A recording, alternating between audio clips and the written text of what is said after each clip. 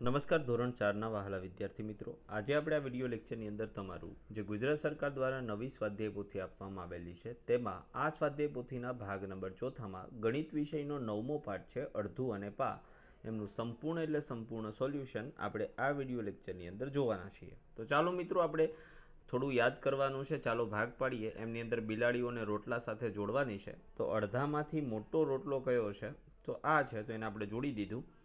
ત્યાર પછી અડધો રોટલો ક્યાં છે તો અહીંયા છે, તો એની સાથે આપણે જોડી દીધું। અડધાથી નાનો રોટલો ક્યાં છે તો અહીંયા છે, તો એમની સાથે આપણે પા ભાગમાં જોડી દીધું। અને આખો રોટલો ક્યાં છે તો અહીંયા આગળ છે, તો આપણે બિલાડીને જોડી દીધી। ત્યાર પછી માગ્યા મુજબના જવાબો છે। તો કેટલા ફૂલ છે તો આપણે ગણવાના છે ફૂલ, અને ફૂલની સંખ્યા થશે 12। કેટલી થશે 12, તો આપણે અહીં લખવાનું છે 12।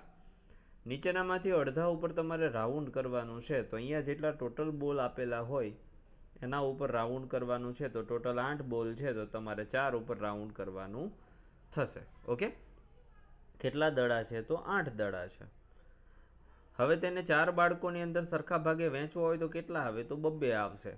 ત્યાર પછી જે પતંગિયાઓ છે તો કેટલા પતંગિયાઓ છે તો 16 પતંગિયાઓ છે। અને સરખા ભાગે પતંગિયાને આપણે વહેંચવા હોય તો કેટલા પતંગિયા તો કે 3 પતંગિયા ભાગે આવશે। ત્યાર પછી સોરી અહીંયા 6 છે, 6 પતંગિયાઓ છે અને બધાના ભાગે 3 આવશે। ત્યાર પછી કેટલા મોતી છે તો 16 મોતી છે। અને જો તમે પ્રિયાંશી, મયંક, માધવી અને ભાર્ગવને સરખા ભાગે વહેંચો તો દરેકના ભાગમાં 4 મોતી આવશે, કારણ કે ચોકે ચોકે કેટલા થશે 16 થશે। 4 બાળકો છે, 4 મોતી ભાગમાં આવે તો ટોટલ થઈ જશે 16। હવે મયંક, માધવી અને પ્રિયાંશી ત્રણેયના ભેગા કરીએ તો કુલ કેટલા મોતી થાય તો 4 આવ્યા હતા, 3ના ભાગમાં આવ્યો તો 4 તરીને કેટલા થાય 12 થશે, તો જવાબ આવશે 12। ત્યાર પછી આપેલા જે આકાર છે ને અડધા ભાગમાં કાપવાના છે, તો આને આપણે અડધા ભાગમાં અહીંથી કાપી શકીએ, આને આપણે અહીંથી અડધા ભાગમાં, આમ પણ અડધા ભાગમાં કાપવું હોય તો કાપી શકાય, આને આમ પણ કાપી શકાય અને આમ પણ કાપી શકાય। હવે આ જે છે એને માત્ર ને માત્ર ઊભું તમે અડધા ભાગની અંદર કાપી શકો। જો તમારામાં આડું કાપવું હોય તો પણ તમે કાપી શકો, નળાકાર છે એટલા માટે। ત્યાર પછી આપેલા આકારોમાં સંખ્યા ગણવાની છે અને એની અડધી સંખ્યામાં રંગ પૂરવાનો છે। તો ટોટલ સંખ્યા તમે જુઓ તો 10 છે, એમાંથી 5માં આપણે રંગ કરી દીધો। ઓકે, ત્યાર પછી અહીંયા 6 છે, તો એમાંથી આપણે 3માં રંગ કરી દીધો। ત્યાર પછી અહીંયા જુઓ તો 8 છે, તો 8માંથી 4માં આપણે રંગ કરી દીધો। ત્યાર પછી જુઓ ચોથું જે છે એમની અંદર 4 છે, તો એમાંથી આપણે 2ની અંદર રંગ કરી દીધો। સૂચના મુજબ કરવાનું છે, જેમાં પહેલું નીચે આપેલા આકારોના એક સરખા 4 ભાગ કરવાના છે। તો આપણે સરખા 4 ભાગ આવી રીતે કરી શકીએ। દરેકે દરેકના એક લીટો ઊભો, એક ત્રાસો, એક ઊભો, એક ત્રાસો, આ રીતે। ત્યાર પછી નીચે આપેલા આકારોની સંખ્યા ગણી તેમાંથી પા ભાગના આકારમાં રંગ પૂરવાના છે, એટલે કે ચોથા ભાગમાં। કેટલામ ભાગમાં? ચોથા ભાગમાં। તો અહીંયા તમે જુઓ તો 2 ને 2 4 ને 2 6 ને 2 8, 8 છે, 8નો ચોથો ભાગ એટલે 2 થશે, તો 2માં આપણે રંગ પૂરવા પડે। એવી જ રીતના અહીંયા 4 છે, તો 4નો ચોથો ભાગ 1 થાય, તો 1માં રંગ કરેલો છે। એવી જ રીતના અહીંયા 3 ને 3 6 ને 3 9 અને 3 12 આપેલા છે, 12નો ચોથો ભાગ થશે 3, તો આપણે 3માં રંગ કરેલો છે। એવી જ રીતના 4 ને 4 8 ને 4 12 અને 4 16, 16નો ચોથો ભાગ થશે 4। સૂચના મુજબ કરવાનું છે। નીચે આપેલા આકારોમાં પોણા એટલે કે 3/4 ભાગમાં 4 ભાગ કુલ થતા હોય એમાંથી 3 ભાગમાં રંગ કરવાનો છે। તો આપણે પહેલી આકૃતિ, બીજી આકૃતિ, ત્રીજી અને ચોથી, 4 આકૃતિમાં આવું કરેલું છે। એવી જ રીતના પોણા ભાગમાં એટલે કે 3/4 અડધા કરતાં થોડો વધારે ભાગમાં રંગ કરવાનો છે, તો આપણે અહીંયા જુઓ બધાની અંદર રંગ કરેલા છે। ઓકે, ચાલો એવી જ રીતના હવે આપણે અહીંયા જે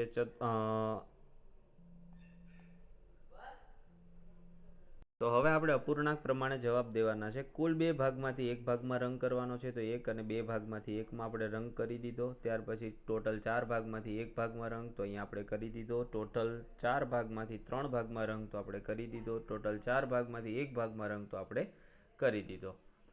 ત્યાર પછી આગળની વાત કરીએ તો 1/2 ભાગ એટલે 2 જે મૂળ ખાનાઓ છે એમાંથી 1માં રંગ અને 4 ખાનાઓમાંથી 3માં રંગ કરવાનો છે। એવી જ રીતના જે આકૃતિઓ આપેલી છે એને તમારે અપૂર્ણાંકમાં વિભાજિત કરવાની છે. તો જુઓ ટોટલ કેટલા ખાના છે? 1 2 3 અને 4. 4 ખાનાઓમાંથી કેટલામાં રંગ છે? 1માં. તો આપણે 1માં રંગ કરી દીધો 4માંથી. એવી જ રીતના અહીંયા તમે જુઓ તો 6 ખાના છે, એમાંથી 3માં રંગ છે, એટલે અડધો ભાગ રંગનો થયો. તો અડધા ભાગની અંદર રંગ થયેલો છે. ત્યાર પછી ત્રીજો જે ક્વેશ્ચન છે એમની અંદર છે તો ટોટલ કેટલા ખાના છે? તો કે ભાઈ 4 ને 4 8, એટલે 8 ખાના છે. એમની અંદરથી કલર કેટલામાં કરેલો છે? તો 6 ખાનામાં કલર કરેલો છે. તો અહીંયા જુઓ 4 દુ 8 થશે અને 3 દુ 6 થશે, એટલે 3/4 જવાબ આવશે. ત્યાર પછીની વાત કરીએ તો અહીંયા ટોટલ જે ખાનાઓ છે એમની અંદર જુઓ તો કેટલા ખાનામાં રંગ કરેલો છે? તો 1 2 3 4 5 6 7 8 9 10 11 12 13 અને 14. ટોટલ 14 ખાના છે, એમાંથી 2 ખાનામાં રંગ કરેલો છે. તો અહીંયા આવશે 1/7 જવાબ. કેટલો આવશે? 1/7 જવાબ. ત્યાર પછી જુઓ અહીંયા 1/2 જવાબ આવશે અને અહીંયા જવાબ આવશે 3/4. ત્યાર પછી મિત્રો દાખલા નંબર 1 છે. 1/2 કિલોગ્રામ દૂધી ખરીદવા માટે કેટલા રૂપિયા ચૂકવવા પડે? તો અહીંયા જુઓ દૂધીનો ભાવ કેટલો છે? 22 રૂપિયા, અને અડધો કિલો દૂધી ખરીદવાની છે. તો 22 રૂપિયાની અંદર 1 કિલોગ્રામ દૂધી આવે. તો ભાઈ અડધો કિલો એટલે કે 500 ગ્રામ ખરીદવા માટે કેટલા પૈસાની જરૂર પડે? તો 22 ને આપણે કેટલાથી? તો કે અડધાથી 1/2 થી ભાગવા પડે. તો 22 ગુણ્યા 1/2 એટલે 22 ને 2 થી ભાગીએ તો જવાબ મળશે 11 રૂપિયા ચૂકવવા પડશે. એવી જ રીતના 1/4 કિલોગ્રામ છે. તો પહેલાં જોવાનું કે આખા કિલોગ્રામની કેટલી કિંમત છે. તો જુઓ આખા કિલોગ્રામ ટીંડોળાની કિંમત છે 36 રૂપિયા. તો હવે એને 1/4 થી ભાગવા હોય તો 36 ગુણ્યા ઉપર 1 આવશે ને નીચે જશે 4. તો 4ના પાડામાં 36 આવે, 4 9 36, તો 9 રૂપિયા ચૂકવવા પડશે. એવી જ રીતના મીરાબેન જે છે 3/4 કિલોગ્રામ ટમેટા ખરીદે છે અને તે દુકાનદારને ₹50ની નોટ આપે છે. તો મીરાને કેટલા રૂપિયા ચૂકવવા પડે? તો પહેલાં તો ટમેટાની કિંમત કેટલી છે? 40 રૂપિયા. તો 40 ગુણ્યા ઉપર કેટલા છે? તો કે 3, એને 40 ગુણ્યા 3 થશે અને એના છેદમાં કેટલા જશે? 4. 4 દાન 40, 10 ગુણ્યા 3 એટલે કેટલા થશે? 30 રૂપિયા. હવે 50ની નોટ આપે તેમાંથી 30 બાદ કરીએ આપણે તો જવાબ કેટલો મળશે? 20 રૂપિયા. એવી જ રીતના ચોથા દાખલાની અંદર આપણે 1/2 એટલે અડધો કિલો ડુંગળી ખરીદવાની છે. પછી પા ભાગના મરચાં ખરીદવાના છે અને 0.5 કિલોગ્રામ બટેટા ખરીદવાના છે અને 100ની નોટ આપવાની છે. તો ડુંગળીનો ભાવ થશે 12 રૂપિયા, મરચાંનો ભાવ થશે 8 રૂપિયા અને બટાકાનો થશે 15 રૂપિયા. ટોટલ રૂપિયા થશે 35. હવે 100ની નોટ આપતા 35 બાદ કરીએ તો વધે કેટલા? 65 રૂપિયા. ત્યાર પછી જુઓ, જો તમારી પાસે 100 રૂપિયા હોય અને તમારે કોઈ પણ 5 શાકભાજી ખરીદવાના હોય તો તમે કયા કયા શાકભાજી કેટલા પ્રમાણમાં ખરીદી શકો? અહીં શાકભાજીનું પ્રમાણ અને તેના ખર્ચની કુલ યાદી. તો જુઓ પહેલાં તો આપણે આખી યાદી આપી દઈએ.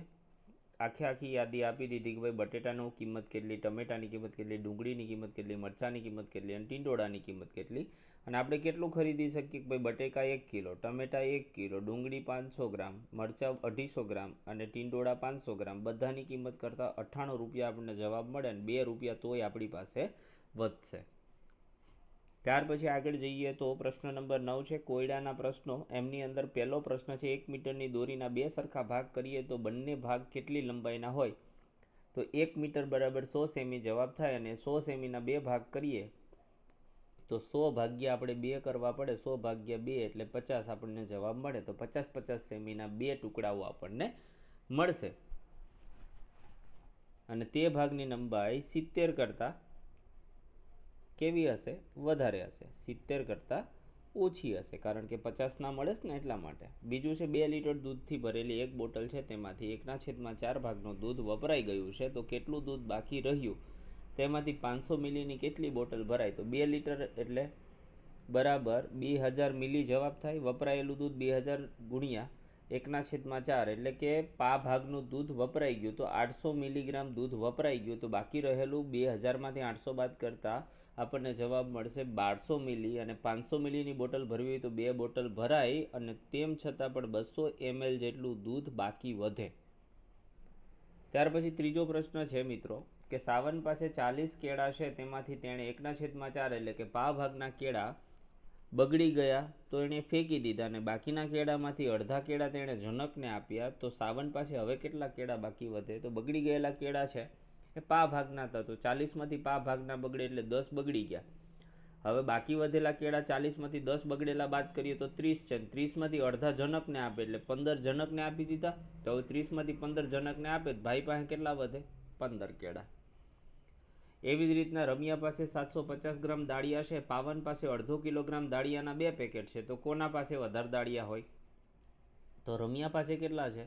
750 ગ્રામ દાળિયા છે. પાવન પાસે અડધો કિલોગ્રામ, અડધો કિલો એટલે 500 ગ્રામ.